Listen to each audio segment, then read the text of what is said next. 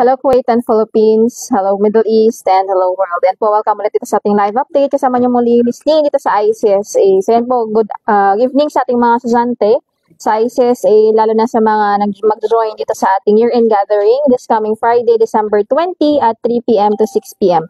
So, ngayong gabi, 6 o'clock, it's officially closed na yung ating registration for year-end gathering. Okay? Kasi, full na tayo, yung seats natin. Okay, so sa mga hindi nakahabol, we'll have another activities this coming year naman ng 2025. So, abangan, and also there will be some activities then that we'll be planning on next year. Okay? So, sa mga nakapag-register na, please communicate with the admin, and sa mga hindi pa na-add sa WhatsApp group, please communicate with me.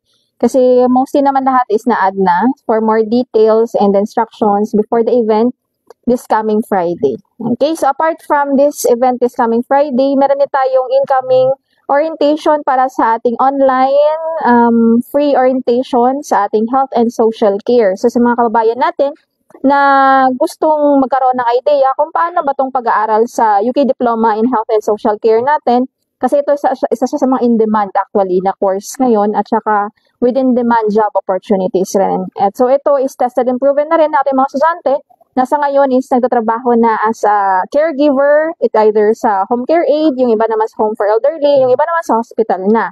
So, ito is tested and proven kasi nga, academic diploma talaga siya. Okay? So, for more details, join kayo sa ating orientation this coming Sunday, December 22 at 3 p.m. So, message lang kayo.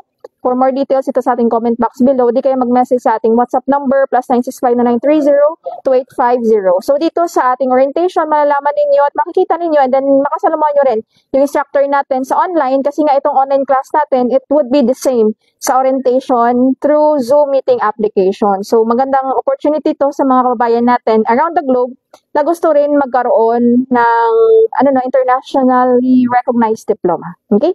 So, yan, maraming salamat sa mga estudyante natin. Message kayo dito sa ating sa mga mag-join pala sa year-end gathering natin. Message kayo sa admin, sa mga hindi pa na-add sa WhatsApp group. Okay? So, yan, officially closed na yung ating registration for year-end gathering. Okay, so maraming salamat, and for more details, message kayo dito sa comment box below, and hindi kayo mag-message sa atin sa admin sa +965-9767-4076, so di kaya for more inquiries sa ating courses dito sa ICSA, mag-message kayo kay Ms. Rachel sa +965-9930-2850. Hello po, good evening, Ma'am Noor. Ayan po, maraming salamat for watching dito po sa ICSA. Ayan po, so maraming salamat, and see you sa ating mga mag-join pala sa ating year-end gathering this coming Friday. And yan, see you po, and God bless you everyone.